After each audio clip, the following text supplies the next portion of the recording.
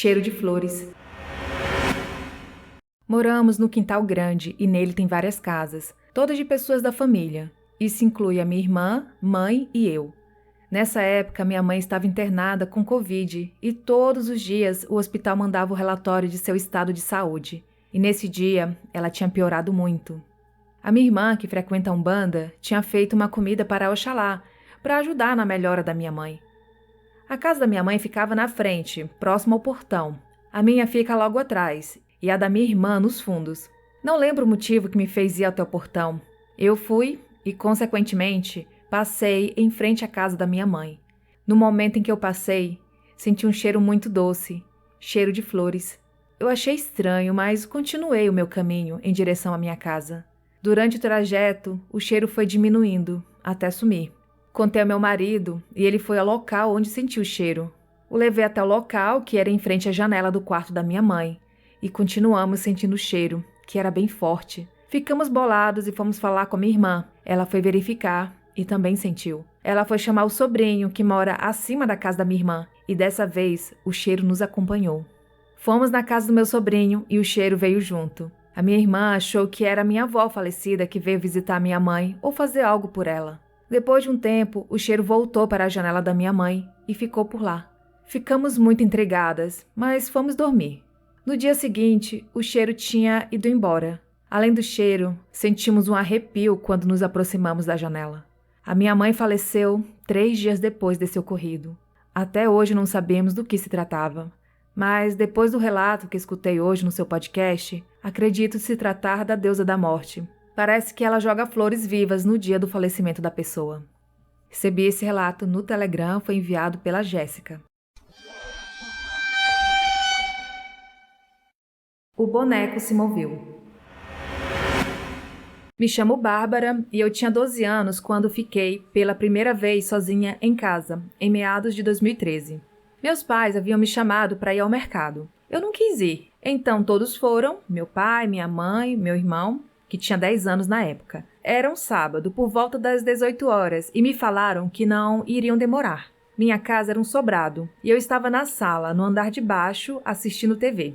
Depois de um tempo que eles saíram, houve um barulho muito alto que vinha do andar de cima, onde ficavam os nossos quartos. No primeiro momento achei estranho e senti medo, mas eu não subi para ver o que era porque eu sou medrosa e decidi continuar assistindo TV até meus pais chegarem. Quando eles chegaram, já umas 21 horas, meu pai foi tomar banho, enquanto a minha mãe e meu irmão subiam a escada rumo a seus quartos para se deitarem. No quarto do meu irmão havia uma prateleira cheia de brinquedos, e assim que ele entrou no quarto, notou que 2 de seus bonecos haviam caído. Por achar que eu tinha algo a ver com isso, foi contar para minha mãe o que tinha acontecido.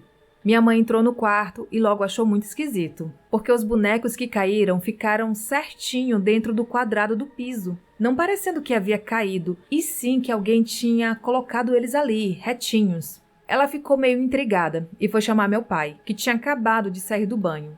Então ela e meu irmão desceram, decidiram me contar e logo foram avisar meu pai, que também estava lá embaixo, só que no banheiro. Quando os 4 subiram para ver, os bonecos tinham mudado de posição. Minha mãe não acreditou no que viu. Eles estavam virados com os rostos para baixo. Meu irmão começou a chorar e falar: "Mamãe, os bonecos se mexeram." E minha mãe ficou incrédula do que tinha acabado de ver. Depois disso, meu irmão pegou todos os brinquedos, os guardou dentro de um saco e os colocou no guarda-roupa, nunca mais mexendo neles. Já até doamos todos. Sempre tive muito medo de bonecas, mas depois desse caso, passei a ter mais medo ainda. Lembro que nós nos juntamos e começamos a orar pela casa, nós 4. Nunca mais esquecemos aquilo. Até hoje lembramos e comentamos. Foi algo que mexeu muito com todo mundo. Recebi esse relato no e-mail. Pesadelo. Tive esse pesadelo quando eu tinha por volta de 7 anos. Hoje eu tenho 30 e acho muito impressionante eu nunca ter esquecido dele. Na época, morávamos em uma casa pequena, possuindo apenas um quarto onde dormíamos eu, minha mãe, meu pai e meu irmão.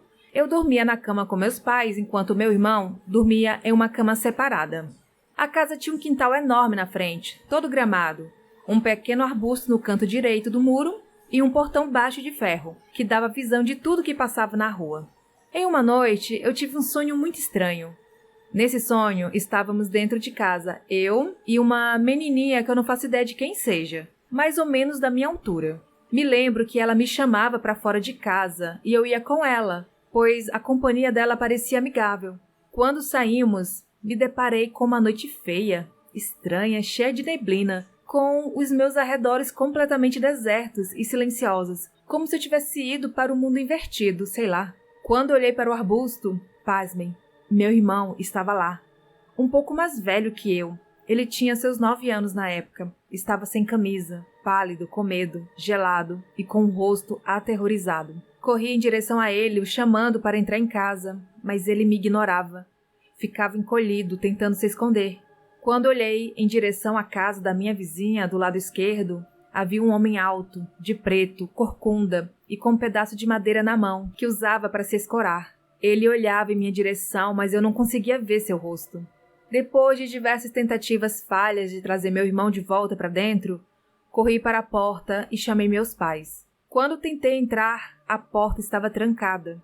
Eu pedia para a menina, que estava ao meu lado nesse tempo todo, que me ajudasse a chamar qualquer pessoa dentro daquela casa. Batíamos insistentemente na porta da casa e ninguém atendia.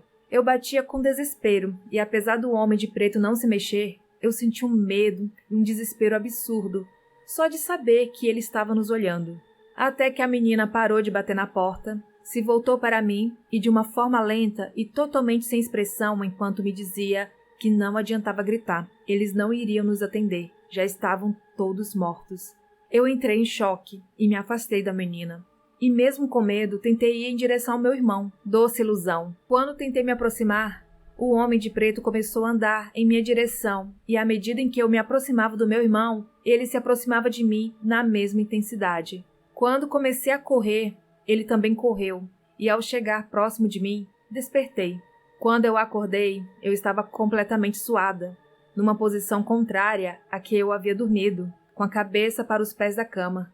Até hoje eu consigo lembrar da sensação ruim daquele sonho, da madrugada tão feia, da neblina, tudo.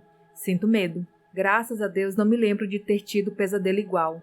Uma vez ouvi que gritar enquanto dorme e acordar com os pés para a cabeça da cama significa algo ruim. Enfim, eu não sei se é verdade, só sei que foi bem assustador. Recebi esse relato no e-mail, foi enviado pela Rafa.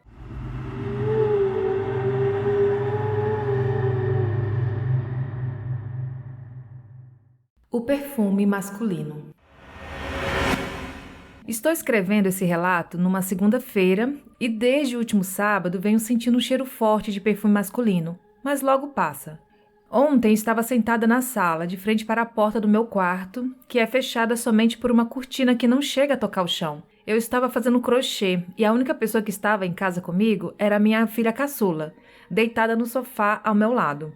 Levantei a cabeça e olhei na direção do quarto, quando vi pezinhos infantis, branquinhos e descalços correndo por baixo da minha cortina. Algumas horas depois, minha filha do meio, que está grávida, chegou em casa, deitou junto da irmã e novamente comecei a sentir aquele perfume masculino do dia anterior. Quando me concentrei para descobrir de onde o cheiro vinha, ele parou. Continuei com meu crochê e, de repente, senti como se alguém segurasse minha cabeça. Uma pegada forte, mas não para machucar, somente firmar. Como eu já havia sentido algo parecido na sexta-feira, logo disse: "Não aperta minha cabeça de novo." E então soltou. Em seguida, segurou novamente e eu pedi: "Poderia largar, por favor?" Dessa vez não largou. Então eu disse: "Dói, sabia?" Daí eu senti que a pressão aliviou um pouco. Logo falei: "Tá, pode segurar então. Mais tarde, quando eu for dormir, eu faço uma oração para você." A sensação durou por mais 1 minuto e depois passou. Agradeci pelo alívio e, ao me deitar para dormir, cumpri o prometido. Orei por ele, por quem mais estivesse ali com aquele perfume. Orei também pela criança. Essa eu penso ser minha netinha que está a caminho, já mostrando que será bem travessa, pois quase toda noite ela brinca com o pai, através dos sonhos dele. Recebi esse relato no Instagram enviado pela Daniele Alves. Relatos da minha mãe. Os relatos são de minha mãe, que nos contou depois que a minha irmã mais nova e eu começamos a ver e sentir algumas coisas. Ela contava histórias de quando era criança e morava na roça, no interior de uma cidadezinha com a minha avó e bisavó. Como toda cidade pequena, as lendas e mistérios eram parte da história do local. A do lobisomem, por exemplo, falava de um homem que aparecia com um pedaço de tecido entre os dentes ao amanhecer. Chegava ferido misteriosamente após boatos de que tinham acertado a criatura na noite anterior. Meu tio, já falecido atualmente, passou por algumas dessas situações, mas jamais alguém conseguiu provar que o lobisomem era ele. A minha mãe morava numa chácara onde nos fundos, a cerca de 50 metros, corria um rio. Lá elas lavavam roupa com o auxílio de pedras, como era costume na época. E elas se banhavam também lá nesse rio. Por vezes, quando retornavam à noite, a casa era atacada por pedras. As mesmas pedras do rio, que eram utilizadas para a lavagem de roupa.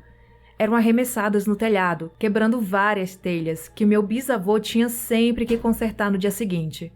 Os ataques eram sempre acompanhados de gritos vindo da direção do rio e batuques de tambor. Por mais que meus tios saíssem para conferir o que estava lá fora, nunca encontraram nada. Ninguém conseguiu explicar até hoje a origem dos gritos ou do tambor, nem como as pedras do rio iam parar no telhado da casa ou se algo ou alguém era responsável por esses acontecimentos. Agora, se pensam que coisas estranhas só aconteciam fora de casa, estão enganados. Além dos barulhos de fora, quando todos já estavam prontos para dormir, panelas caíam no chão, batiam umas nas outras, louças eram jogadas e vidros estilhaçados na cozinha. Mas quando íamos verificar, nada. Tudo na mais perfeita ordem. O quarto da minha mãe era simples, um guarda-roupa e 2 camas, uma para minha mãe e a outra para minha avó. A minha mãe sempre teve o costume de se levantar no meio da noite para ir ao banheiro. Saía da cama, ligava a luz, voltava para o quarto, apagava a luz e voltava para a cama. Certa noite, a minha mãe se levantou e foi ligar luz. Começou a tatear, procurando o interruptor e não conseguia encontrar. Começou a caminhar pelo quarto, com a mão seguindo a parede e quanto mais andava, mais se desesperava. Não conseguia achar nem o interruptor, nem a janela, nem a porta. Ela conta que pareceram horas de uma caminhada infinita, até que ela começou a chorar e minha avó finalmente acendeu a luz sem entender nada. Embora minha mãe tenha relatado aos prantos o acontecido, a minha avó deu de ombros e disse que era só um pesadelo. Outro fato que acontecia com a minha mãe era a visão de uma bola de fogo. Acontecia quando já estava deitada para dormir. Ela fechava os olhos e então via o clarão. Abria os olhos e não tinha nada. Era só fechar os olhos novamente que aquela bola de fogo começava a queimar como se fosse uma palha de aço chamuscando, para depois sumir por completo. Já comigo, eu sempre sinto arrepios e vejo vultos. Também tenho a sensação de que minha energia está sendo sugada. A primeira vez que senti algo físico foi quando, em uma noite, já deitada para dormir, algo me fez esperar.